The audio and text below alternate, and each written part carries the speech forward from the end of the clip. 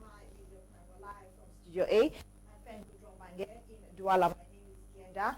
Belgian Blanche King. Today is October 1, 2020. Going down memory lane, October 1, 1961, West Cameroon or British South Cameroon declared independence from British rule by joining their brothers of La Republique to Cameroon, who had earlier gained their independence from French rule on January 1, 1960.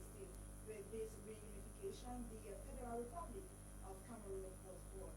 It was so until May 5, 1972, when the then President Al-Haj Ahmadu announced that a referendum will take place to determine the statute of Cameroon. And on 20th May 1972, a referendum was held where majority of Cameroonians voted for a unitary state as opposed to the federal state that existed at the time. Since the escalation crisis in late 2016, some Cameroonians have fallen back to the celebration of October 1 as the day Cameroon declared independence from Britain. Mind you, Cameroon still operates as a unitary state. By implication, Cameroon is one and indivisible. And on this day, we revisit activities in major towns in the turbulent regions. Our reporter in the southwest region, chief town of Kmer, in Kumba, chief town of Kmer, tells us that economic activities grounded the individuals or inhabitants led to calls for ghost towns imposed by separatist fighters to observe his report. 1st October 2020, Kumba has been a dead city following calls by separatist fighters for the population to stay at home on October 1, known to be the Independence Day of the former British Southern Cameroon. The streets were empty, the market gate were wide open, but no trader was able to mount courage to open his or her shop. On the other part of the city, offices including government institutions were also void of personnel. Commercial bike riders, taxis and other circulations, banks, parks and other commercial activities were all grounded in the city of Kumba. As measures to stop any form of activity by the pro-independence fighters, military personnel were all stationed in most parts of the city. The city would have been lively but for fears of the unknown, following amber calls and coupled with the installation of military personnel in strategic areas of the city. And remember, this is the economic hub of the southwest region. And it should be noted that the separatists had called on persons in Kmer division and the southwest region to stay at home on this particular day believed to be commemorated as the Independence Day of the former British Southern Cameroon. So this particular day, streets are completely empty here in the green city of Kumba. 1st October 2020, economic activities grounded in Kumba, chief town of Kmer. Let's now visit our correspondent in Boya, Moki Jobe Regan. He was in Boya, Mamu village and Tiko subdivision. He compiled the following. Today, the 1st of October 2020 in Boya, the political capital of the southwest region of Cameroon, My Media Prime Television started its activities at the famous class quarter at about 8 a.m. Here in class quarter, some people could be seen on the street, some taxis were spotted, some business places were open to commence business activity. Descending class quarter to Moliko, the business center of the town of legendary hospitality, was dormant in terms of business activity. At the Mile 70 Motor Park, at about 9 a.m., the park was very quiet and very deserted. From the Mile 70 Motor Park to Mamo village, where hundreds of youth were arrested before this day, we were welcomed by silence and greeted by bird.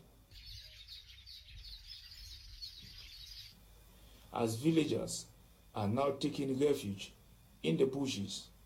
That is the situation out here in Mamo. At press time, Boya, southwest regional capital, was progressively getting busy as doors and windows of business places were open, hitch-free. At about 1 p.m., My Media Prime Television was in Mutengene, in Tiko subdivision. Business activity were dormant but security forces was top on the agenda as forces of law and order could be spotted at every corner, Kumba ready for the protection of citizens and their property. This is the runabout in Mutengene. We are heading to Tiko in no distant time.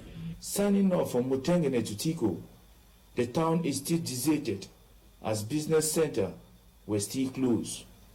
In Tiko municipality, the main streets are deserted and business centers all closed. I am standing at the Tiko runabout. Behind me is the road leading to the littoral region. Today, the 1st of October 2020, My Media Prime visited Mamu village, My 70 Motor Park, and other neighborhoods in Boya subdivision. Make a stop at Mutengene, and now I am signing off from Tiko subdivision. For My Media Prime Television, I am Jobe Regan Moki. Thanks, Jobe Moki Regan. Though many hold that the day be celebrated to commemorate the independence of British Southern Cameroon or West Cameroon, others think that the celebration of October 1 doesn't have a place in a united Cameroon. Away from that, a 17-year-old girl has been confirmed dead in Lokpom Douala, littoral region of the country. Medical reports confirm she was drugged and raped before her death. She was found near a construction site in the Lokpom neighborhood. Details with Audrey Zatsa in the following report. This is Minette Fotsing, 17-year-old, allegedly drugged and raped by some unidentified lads, which has led to her demise. The BBC graduate had left the West region on Sunday, 27 September, to live with her elder brother at the Lokpom neighborhood in Douala 5 subdivision to pursue her studies this academic year. But on Tuesday, 29 September, after being found lying helplessly in an uncompleted building, Minette is rushed to the hospital by her elder brother and will pass away the next day. Her family members and doctors in charge believe that she was a victim of a collective rape. In tears, her elder sister recounts the story. J'étais à la maison à 21h, c'est ma grande soeur qui m'appelle. Elle me dit, marchez vite, Minette est aux urgences. Je sors de la maison, j'arrive à l'hôpital, l'enfant est en train de taper le corps. Et il y a le liquide là qui coule de ses fesses et tout. Another family member equally gives an account. Là, maintenant, on pense que bon, on voit le liquide sortir. On pense que bon, elle a fait même l'avortement. On arrive à l'hôpital, on fait le test de la grossesse. On trouve que ce n'était pas l'avortement. Qu'on avait carrément sonorisé partout. Les deux côtés, ce n'était pas une personne. Donc c'était quelque chose qui n'était même pas bien à voir. Dr. Gilles Frank Chamou, the medical doctor in charge, reveals his diagnostic. Je découvre qu'au niveau de la filière génitale, il y avait présence de sécrétions d'aspect visqueux, lactescent. Donc la nature de la sécrétion était question d'analyser au laboratoire avant de pouvoir déterminer quelle nature est réelle. Secondairement, je retrouve également la présence de sécrétions au niveau de la région périanale. The family members are still in total shock as investigations have been opened to clarify the circumstances that have led to Minette's death. Over to the northwest region of the country, head teachers in Womb subdivision, Menchum division, have responded to the mayor of Womb following the distribution of the minimum package of the 2020-2021 academic year, with a call on parents to send their kids or students, pupils, to school come October. Details with Charles Kebwa from Bamenda.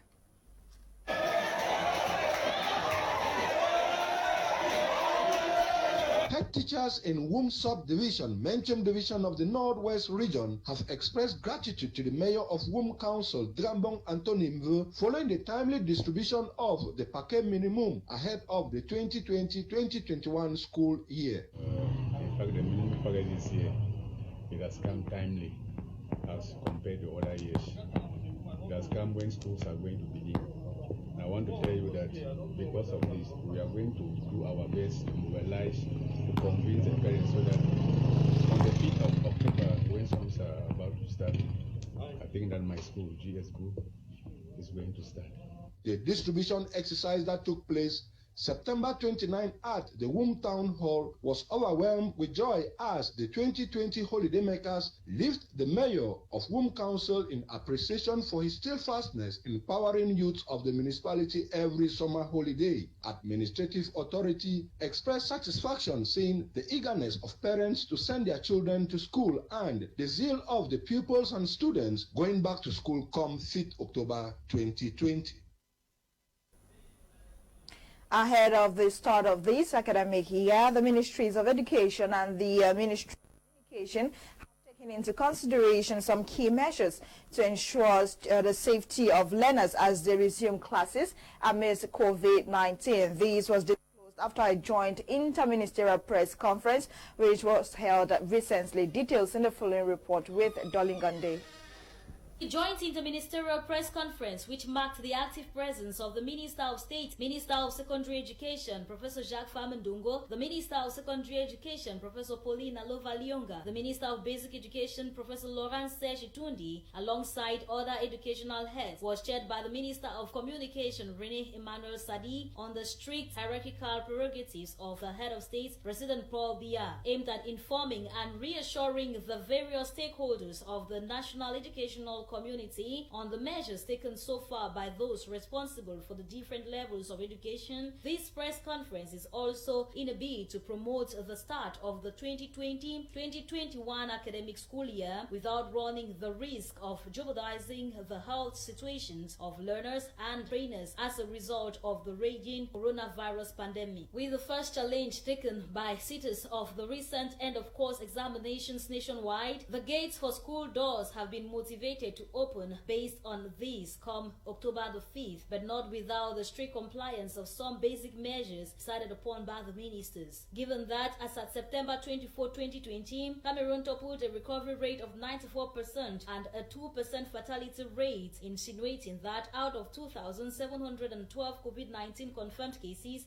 19,444 people had recovered, with 418 deaths. This was the backdrop for which the relaunch of the academia call was made. In light of this data, following high instructions from the President of the Republic, His Excellency President Paul Biya, all authorities must uphold to these appropriate barrier measures to ensure children's safety in school. As to that which concerns the basic education, 3 pedagogical innovations have been adopted, namely the need for blended learning, which emphasizes on the flipped classroom method of teaching in which pupils will be classified into groups to be done in schools and at home with the support of teachers and guidance. Distance learning and daily teachings will also be adapted to the special context. The same applies to secondary education, wherein both the health and educational turn will apply. Distance learning will compensate lessons not taken in class. With regard to higher education, the 2020-2021 academic school year will be structured around the 3 watchwords prescribed by the head of states, namely quality, assurance, professionalization,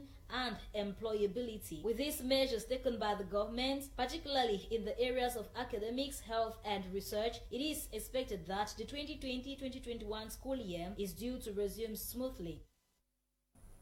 Some primary school pupils in the French and English subsections of education, particularly class 1 and 2, will this new academic year receive some textbooks for free donated by the government of Cameroon with the help of the World Bank. Eileen Sama reports.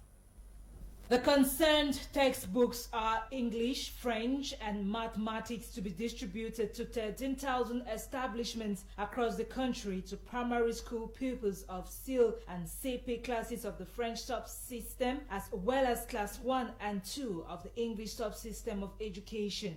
This information was disclosed by the Minister of Basic Education, Laurent Serge Etundingwa, during a press briefing recently in Yaoundé. Meantime, the Ministry of Basic Education will as well distribute 2 other complementary textbooks for the same classes and in priority education zones, that is the East, Adamawa, North, and Far North. These include Science and Technology and Computing textbooks, making a sum of 5 school books for priority education areas and 3 books for the rest of the national territory. Minister Laurent Serge Etondingwa also revealed government's plan of assisting refugees in Cameroon with additional stocks of textbooks to be made available for the basic education section this school year and also for the 2021-2022 and 2022-2023 academic years.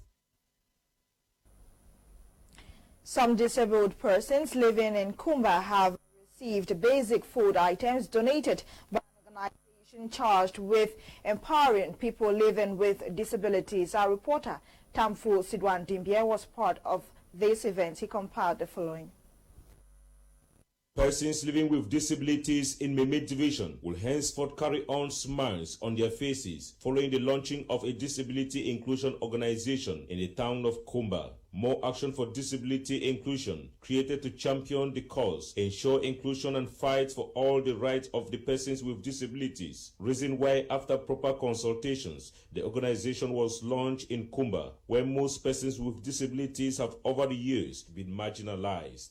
Though there are humanitarian NGOs present on the ground with humanitarian assistance, persons with disabilities do not have access to that assistance.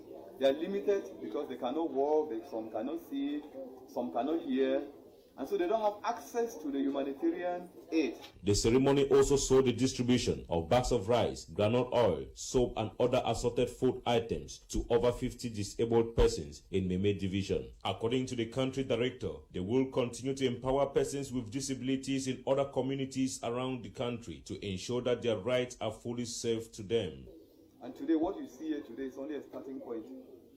From here, we plan to move into more actions because our interest is to identify more persons with disabilities, especially those that are displaced. To Takan Ayok, the president of Close the Gap Association, working in collaboration with MADI, will be of greater interest and help to the disabled. We want to make with disability to have a good change and make a heaven for many persons living with disability. On her part, the Chief Executive Officer of Lilian Dibo Foundation says it is time for persons with disabilities to stand up and prove their efficiencies. Because we believe in the potentials of persons with disabilities, we don't look at the physical output, we look at what they carry, because your ability makes the way for you. The CEO of More Action for Disability Inclusion is the Renee.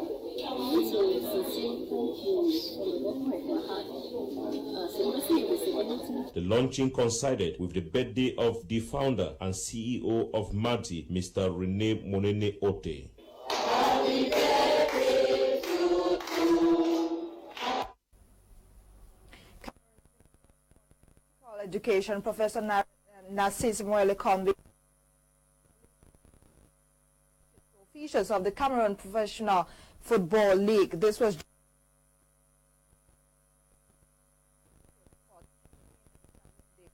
Kendinga completes the story.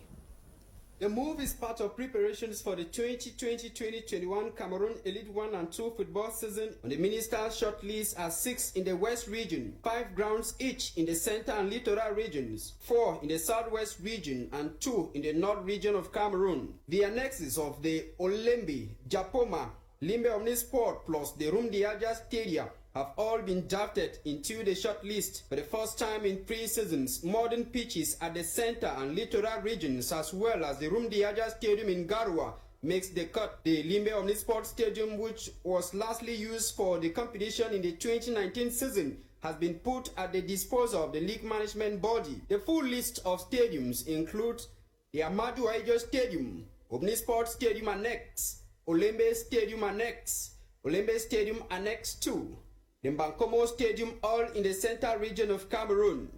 In the littoral region, there is the Japoma Stadium Annex 1, the Japoma Stadium Annex 2, the Bepanda Reunification Stadium, Bepanda Reunification Annex, and the Bonamusari Stadium, or better still, the Mbapelepe Stadium. In the west region of Cameroon, the Kwekong Stadium, the Kwekong Annex Stadium, the Buda Municipal Stadium, the Fosso Victor Stadium in Banjul, the Bamenzi Municipal Stadium, and the Toket Stadium. In the southwest region, the Limbe Omnisport Stadium, the Omnisport Annex Stadium, the Centenary Stadium, and the Boya Municipal Stadium have been selected. Up north, the Rumdiaja Stadium and the Rumdiaja Annex Stadium in Garua have been chosen. The minister, however, fails to point out when the COVID-19 prevention measures, which restricted the practice of football in the country, will be relaxed or completely taken off. In addition to these playgrounds, clubs that own and previously used their grounds like Young Sports Academy of Bamenda, UMS of Lum, Stade Wenat of Melon, Ofta of Kribi will stay at home for home games in the upcoming season. This move is far from indicating a ceasefire, as the Cameroon Professional Football League Management Body and the Cameroon Football Federation have reached cutthroat scenario in their verbal and legal battles. For now, Cameroon risks having a virgin football season. I'll be with you tomorrow at 6:30. God willing, for another edition of Prime News on my Media Prime Duo. To join my Prime at 6:30 Cameroon time, the news was produced by Ewane Airline Olinga, coordinated by Lasha Kingsley. My name is Genda. Stay tuned at 7 p.m. Prime Hour will be live. Good night.